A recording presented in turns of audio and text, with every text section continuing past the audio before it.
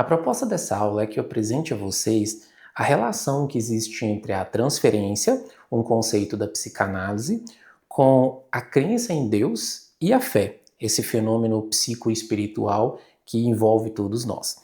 Para a gente conseguir desenvolver um raciocínio sobre temas tão complexos, eu quero começar a partir de um problema, de uma pergunta central, que é a seguinte: você acredita em Deus? E se você respondeu sim para essa pergunta, eu quero ir um pouco mais além. Se você acredita em Deus, você acredita em Deus por quê? Porque ele te provou que é real? E eu vou um pouco mais além. Se ele te provou que é real, o que garante que essas provas fornecidas por Deus são suficientemente capazes de garantir a existência dessa divindade? Essa pergunta ela é muito importante para a gente entender esse fenômeno psicoemocional do ponto de vista da análise, que é a transferência. E para a gente caminhar e aos poucos vocês irem dando roupagem para todos esses conceitos, eu quero me valer de um texto bíblico, porque não é para fazer uma interface entre a psicanálise e a sua fé, então vamos falar um pouquinho de texto bíblico. Eu quero que você abra sua Bíblia para você acompanhar junto comigo o Evangelho de João, capítulo 20, versículos de 24 a 29. Acompanhe comigo a leitura. Um dos 12, Tomé, chamado Dídimo, não estava com eles quando veio Jesus. Os outros discípulos então lhes disseram: Vimos o Senhor. Mas ele lhe disse: Se eu não vi em suas mãos o lugar dos cravos, e se não puser o meu dedo no lugar dos cravos, e minha mão no seu lado, não crerei. 8 dias depois, achavam seus discípulos de novo dentro de casa, e Tomé com eles. Jesus veio, estando de portas fechadas, pôs-se no meio deles e disse: A paz esteja convosco.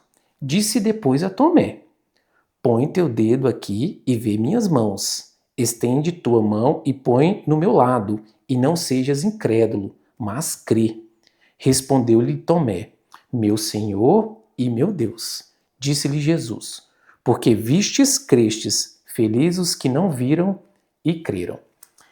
Essa passagem bíblica, ela é fenomenal para nos ajudar a entender a interface que existe entre a transferência, um conceito que aos poucos eu vou desenvolver com vocês, e a fé cristã. Para a gente começar a entender isso, eu preciso que vocês tenham em mente que existem na psicanálise o que a gente chama de estruturas clínicas. A grosso modo, a muito grosso modo, estrutura clínica seria uma forma de funcionamento mental.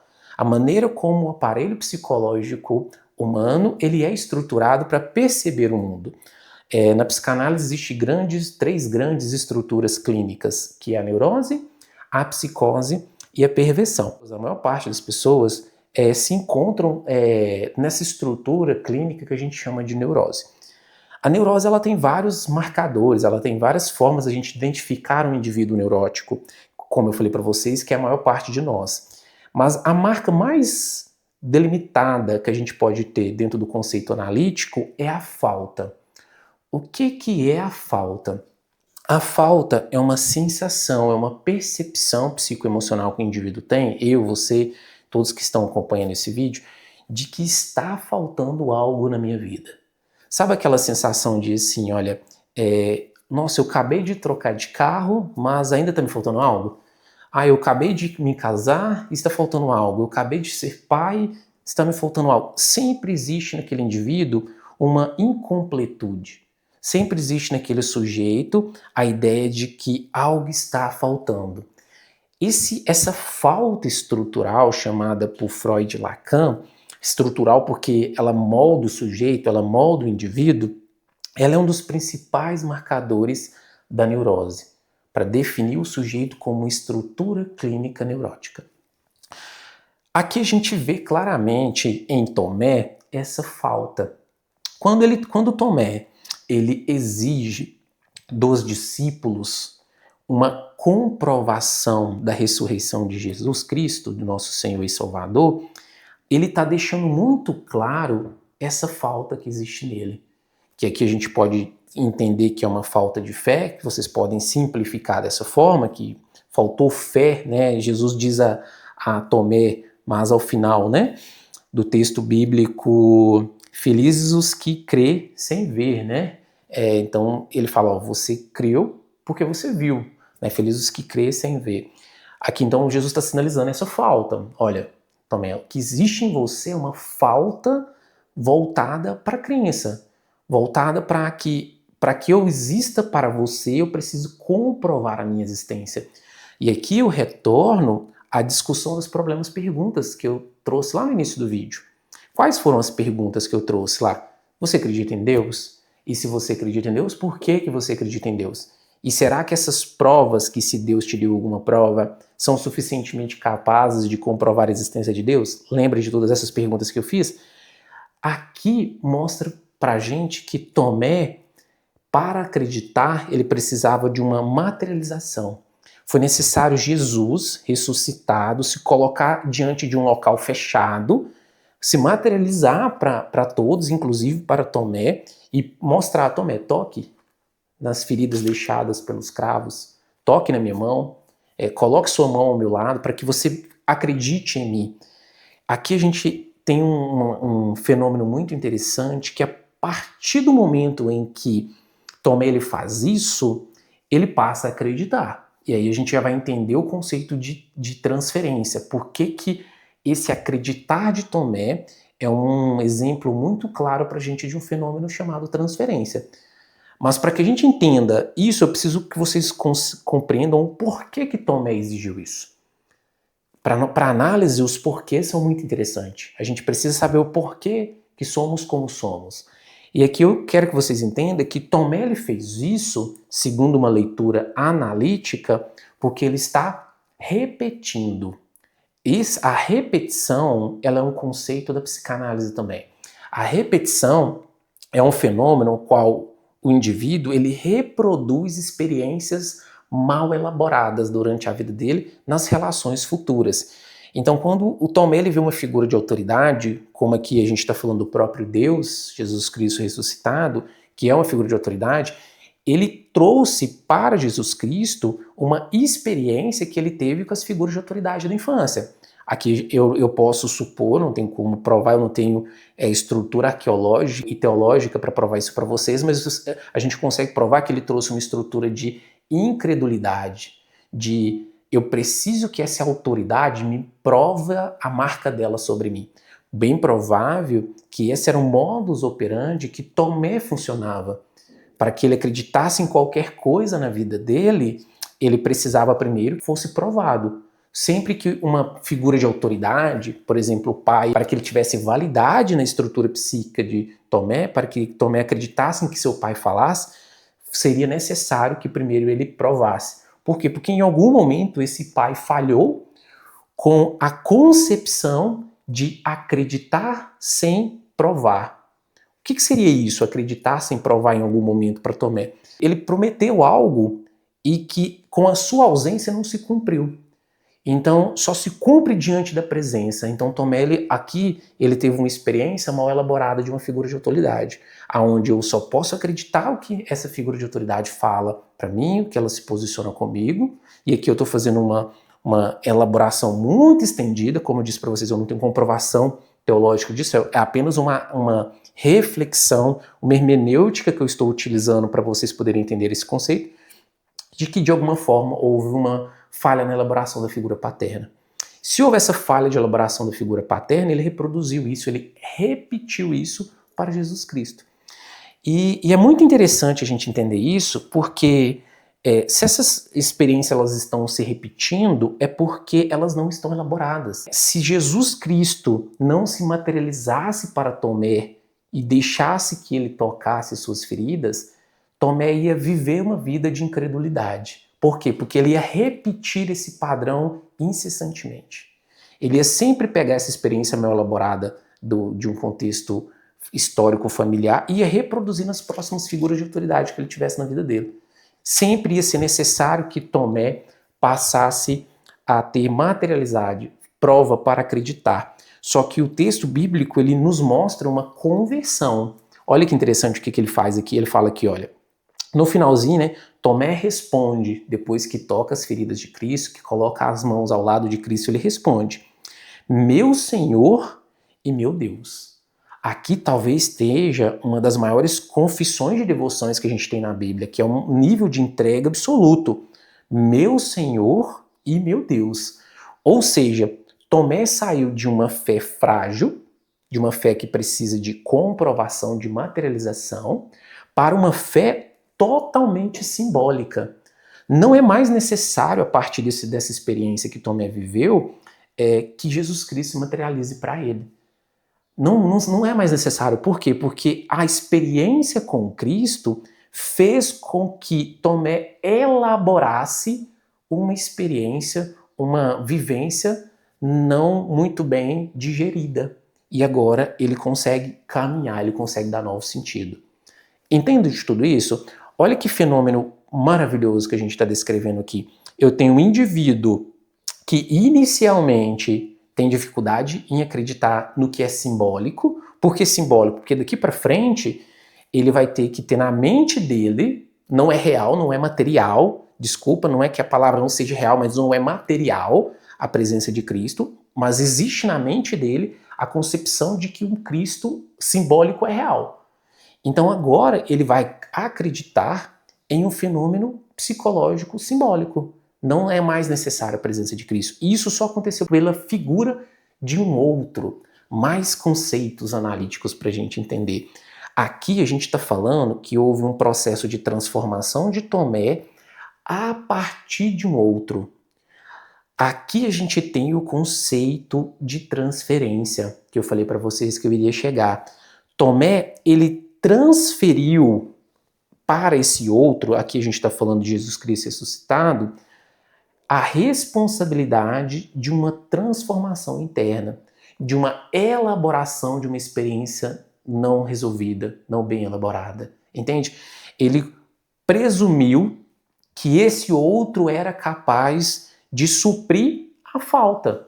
Qual falta que era que Tomé tinha? Da incredulidade. A partir desse momento, Jesus Cristo é um sujeito que, aqui sujeito porque eu estou usando um termo analítico, tá? Não é um termo teológico católico, eu estou usando um termo analítico.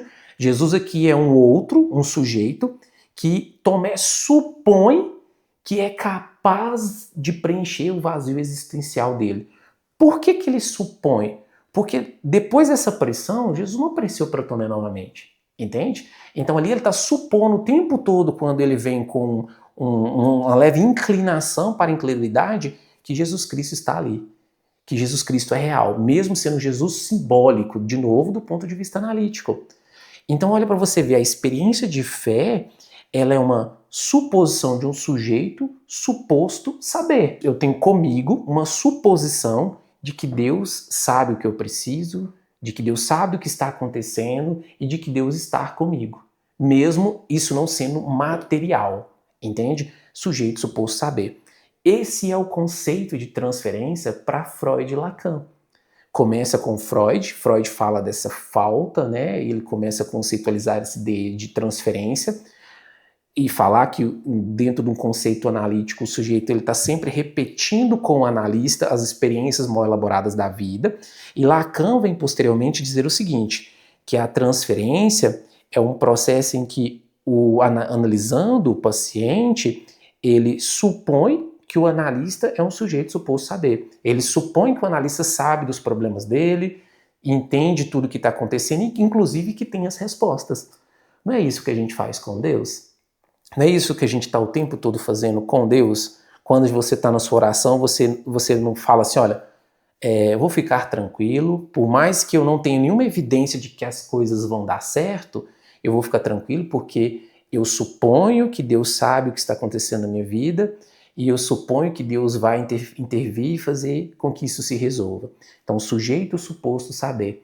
Essa é a experiência, esse processo mental que o analista sofre pelo analisando. E isso cria uma relação de amor muito grande, porque eu estou colocando no outro uma experiência simbólico-afetiva que vai muito além da material. Isso faz com que isso seja muito mais forte. É muito mais forte uma experiência de fé que não precisa de comprovação do que uma experiência de comprovação. Porque aquela de comprovação existe uma materialidade para sustentar a falta do sujeito. Uma que não precisa, ela parte por uma elaboração psicológica muito mais complexa, muito mais enraizada, e que o sujeito ele consegue deslocar para todas as experiências da vida. Nós, como cristãos, a gente frequentemente faz isso. Inclusive, somos até estimulados por sacerdotes e religiosos a fazer isso, a atribuir a Deus, a delegar a Deus a responsabilidade por lidar com as nossas angústias, lidar com os nossos sofrimentos, como se ele fosse um sujeito suposto saber. Ele sabe o que a gente está passando, ele sabe o que a gente precisa e ele sabe o que vai acontecer, não é? E isso é muito maravilhoso, porque isso traz um alívio espiritual muito grande. Isso traz uma forma de viver uma espiritualidade muito mais enraizada, que se abala menos com as intempestividades da vida.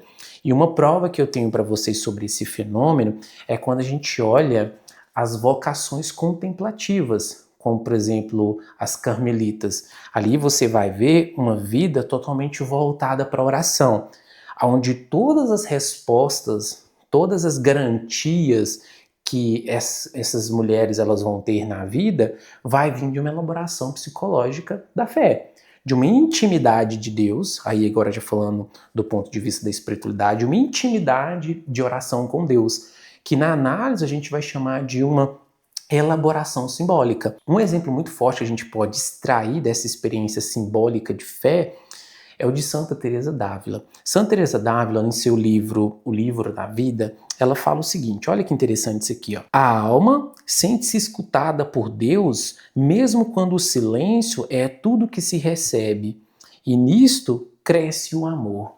Olha que interessante aqui que Santa Teresa d'Ávila ela fala que a alma sente-se escutada por Deus mesmo quando o silêncio é tudo que se recebe.